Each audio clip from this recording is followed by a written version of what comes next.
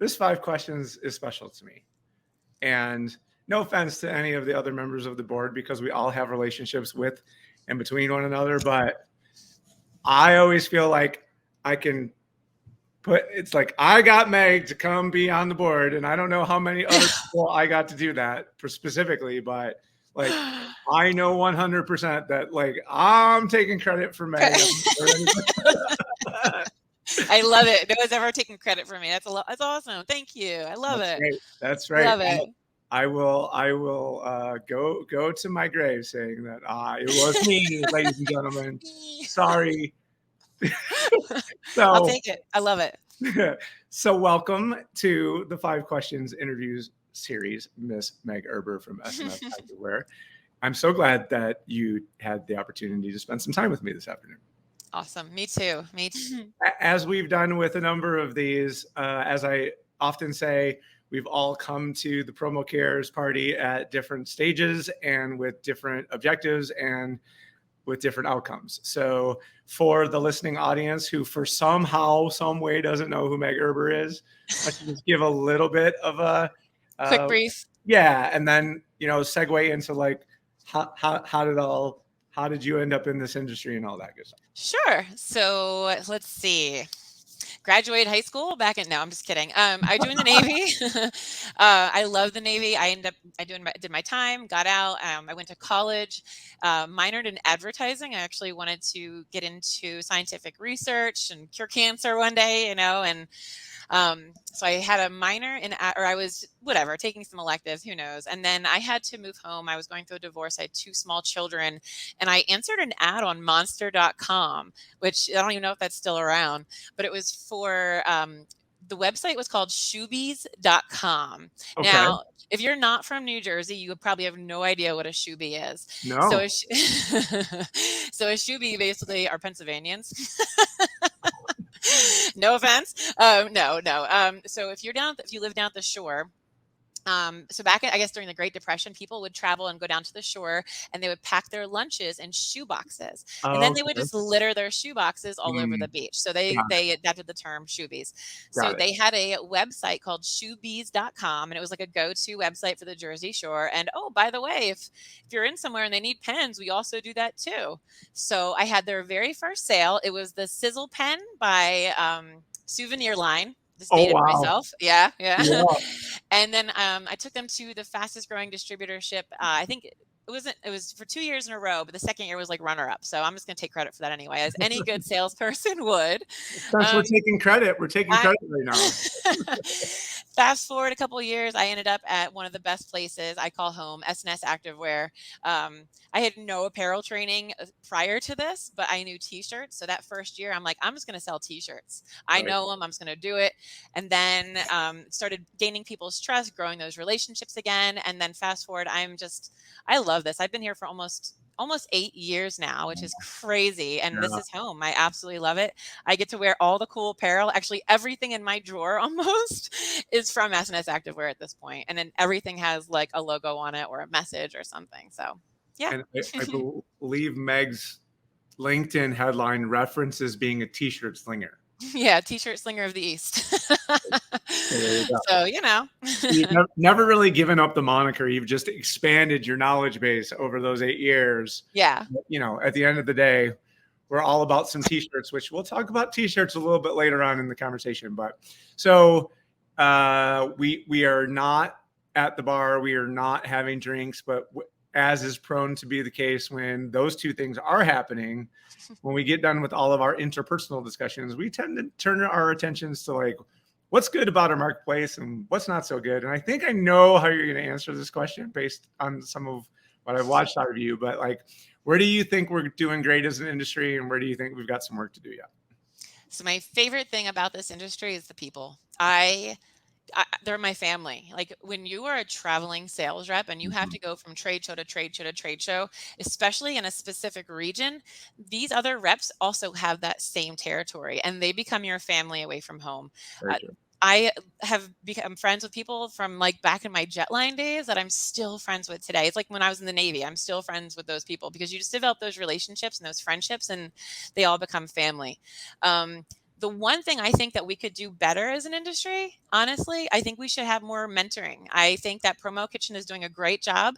Um, but it's not as well known as I would like to. And I'll give you a perfect example of that. I have a girl at SNS Activewear that I met at our VIP event.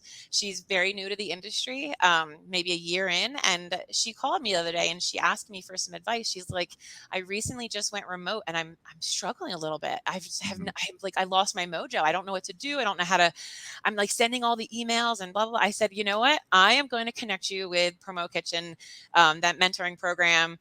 And I know they matched her up with Ellie Bates, so I'm excited to see how that goes. But I like, if I hadn't directed her towards that, she wouldn't have found that. So Right.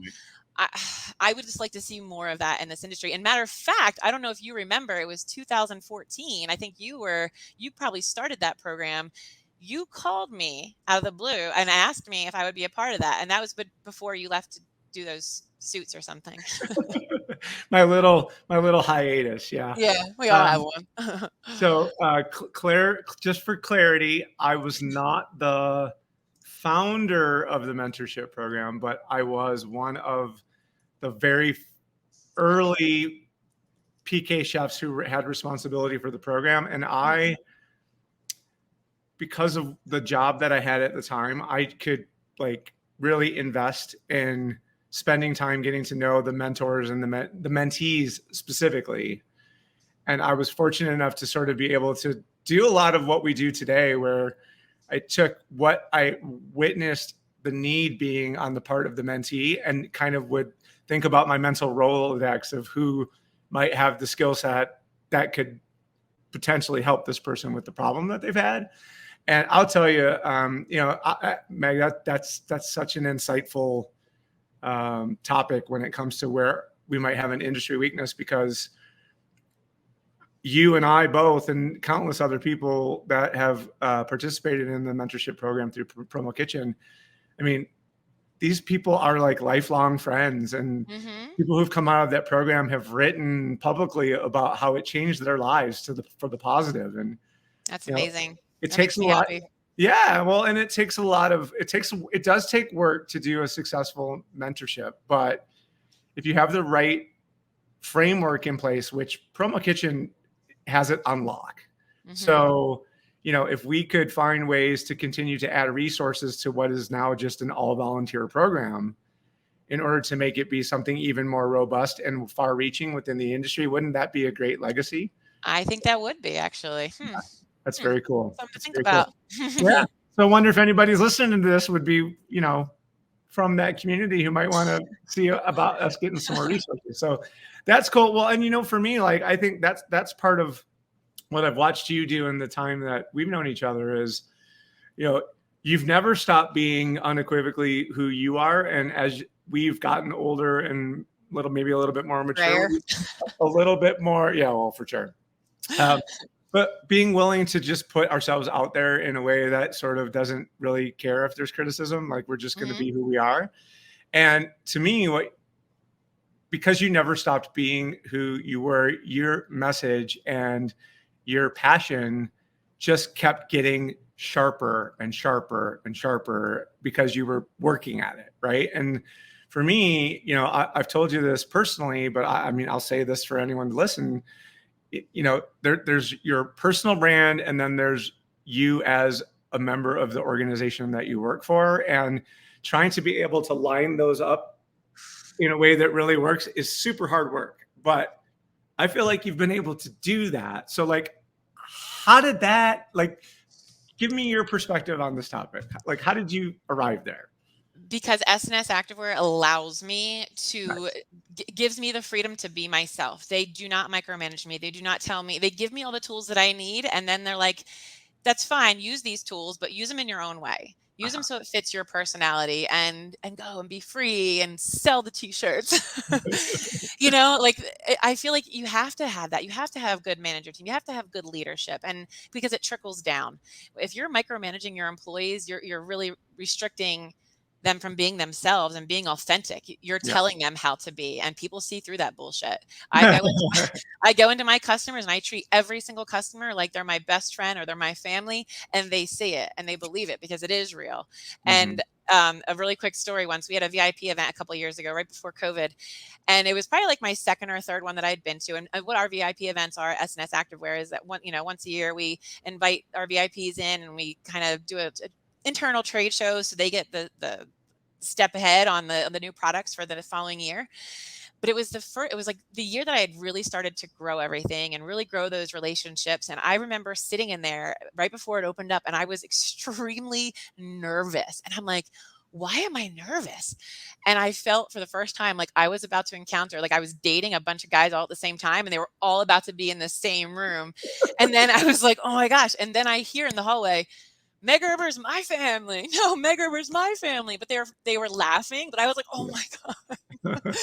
So I feel like it's being authentic, and I can't say it enough. We are constantly evolving in this industry. We have to adapt to the changes. And if we're not evolving, we're going to get left in the dust. We're going to, you just die out. And I think in a highly commoditized industry, the most significant competitive edge that you have is to be authentic. And I have always done that. I am as real as it gets.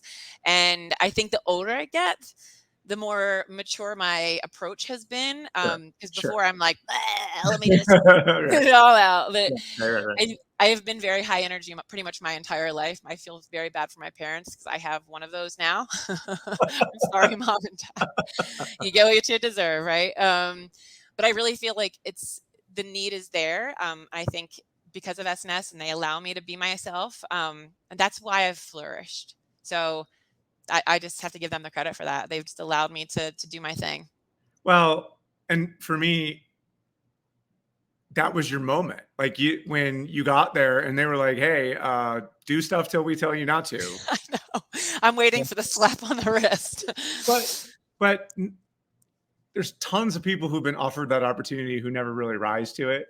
Right. So it's because here's what we know about Meg. Meg's super flexible. She can do like handstands off anything. I was gonna say I could do that. She's killer martial arts, MMA, jiu-jitsu, like grappler, wants to make you pass out just to dominate you. There's more stories about that than you and I won't even share on this particular episode, but it is what it is. And there's people I think that are probably listening to this who have similar views, similar hobbies that they feel like, oh, nobody would ever want to know about that. But that's exactly the things that people want to know. And it's just getting over yourself and your lack of self-confidence, listeners, watchers, around like, it's okay. It's the thing that's going to make people want to pay attention to you, because otherwise you just sound like everybody else. Everybody else. And Raj, let me play on to that. I was always like the weird kid growing up, like different, like 73 pounds in the 7th grade soaking wet, but I could eat anything and still not gain any weight. So I was kind of like, but I've always been different. And I always was so insecure about that and so self-conscious that I always wanted to do and try to be and emulate everything. And when I finally grew up, and I would say maybe last year, I became an adult. No, I think maybe it was when I hit my 40s. I just stopped caring. Yeah. And I realized, let me just embrace being different. And I think it was a couple of years ago. And I think when I was pushing out so much stuff about me fighting and the jiu-jitsu and the grappling. And I don't think anyone's ever seen that out of like a female, at least in our industry. And it was so different. And people just really embraced it. And for once, I wasn't like Geek Squad over there, with the floods. It was like, wow, I better watch out. Megan's going to choke me out. But, and I really think I embrace being different. And I say it again, if you're not different, you're like everybody else. Yeah. So. Yeah, we witnessed that during the pandemic when all of the major brands put out those generic say nothing videos that said, and what do they say? In these challenging times. Yeah. It's like, come on. We're in this together. Can we do something better than that, for the love of God? So the author's name is Dave Rendell. He actually co-authored Pink Goldfish, which is a version of the Goldfish series of books that I also have had the good fortune to be a part of. And Dave's primary premise around pink goldfish is the notion of being flawsome. And his comments are, what makes you weird makes you wonderful. And that's 100%. You believe them to be your weaknesses when in reality they're your strengths.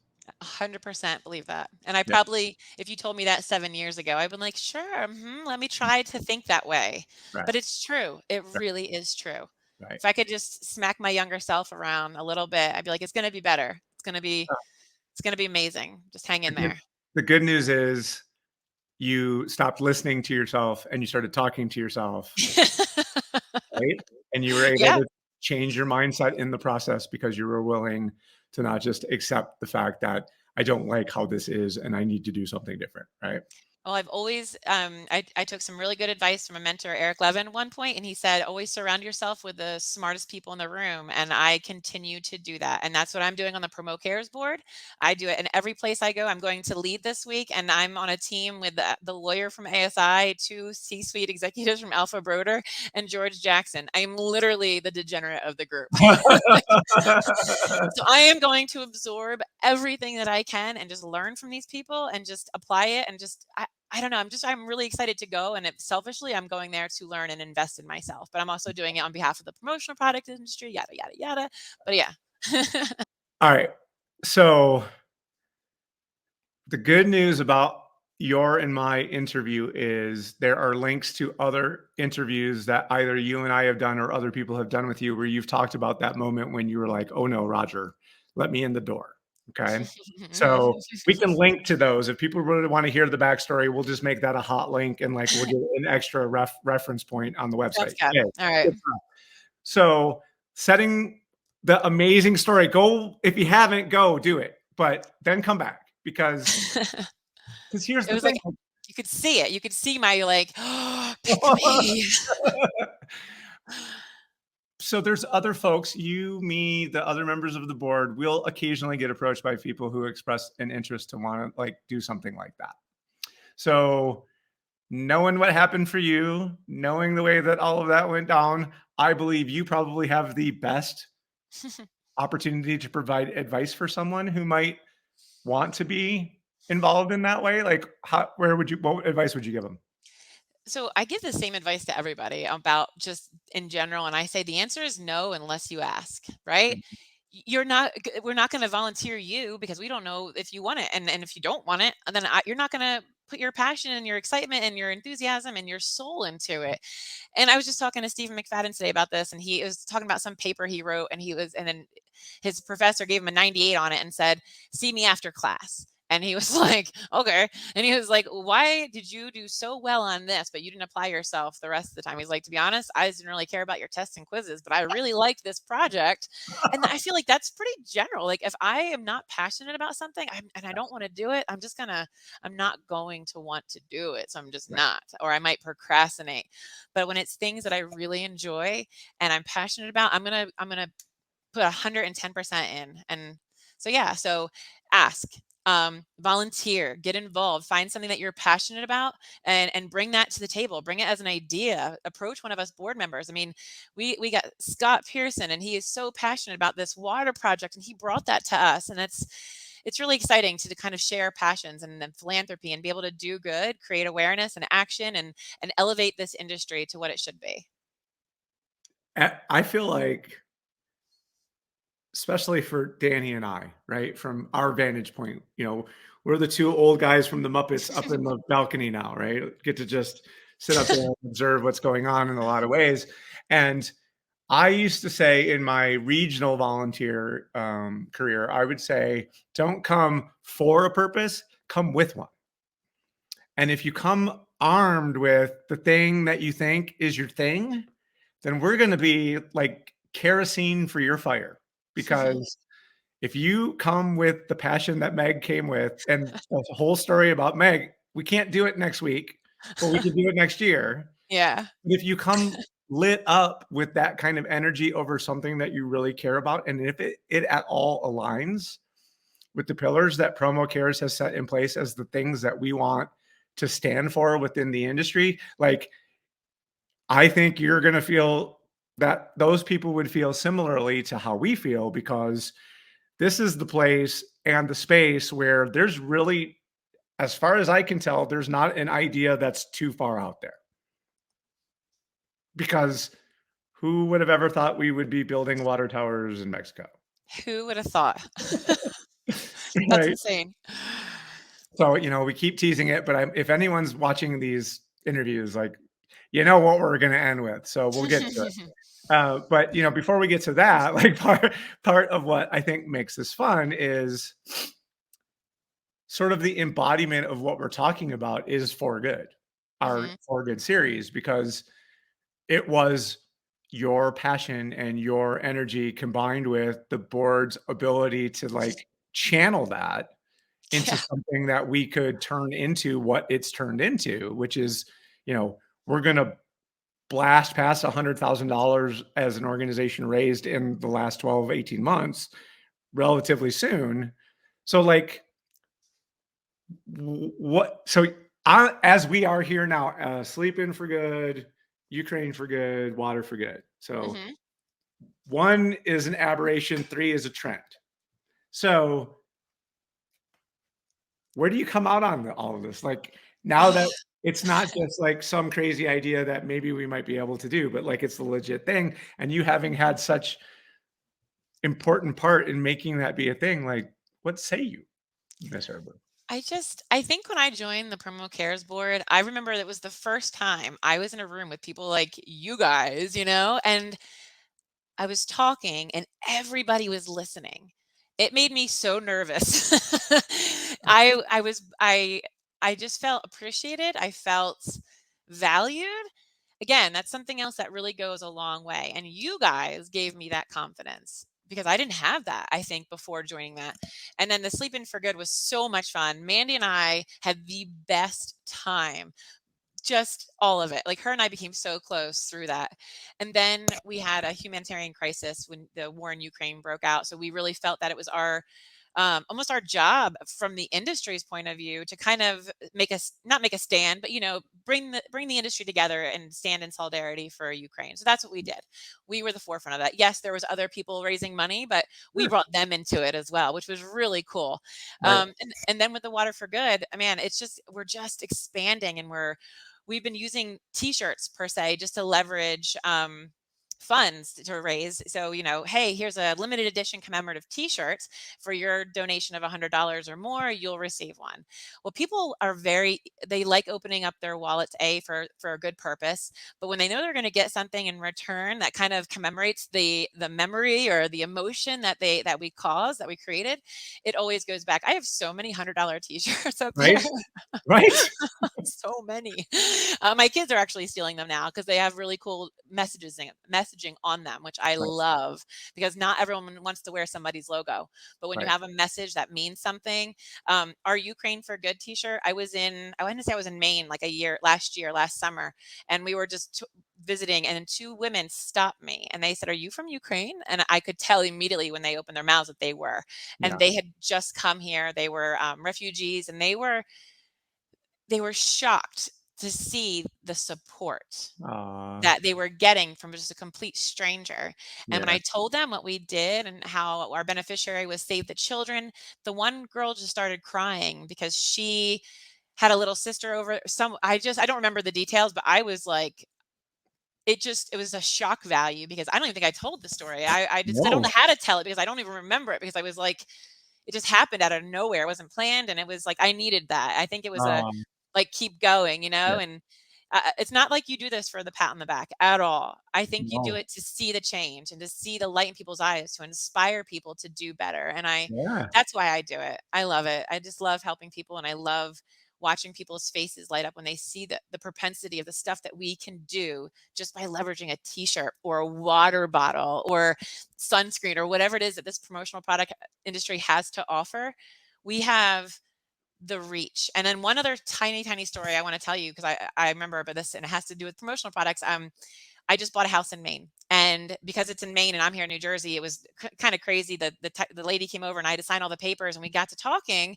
And she has an outreach program for teens here in the town over, a couple towns over, and she goes to the bookstores and asks them to donate journals. And she's like, she has such a hard time, and I'm like, stop. Stop. You know somebody now. I Yeah.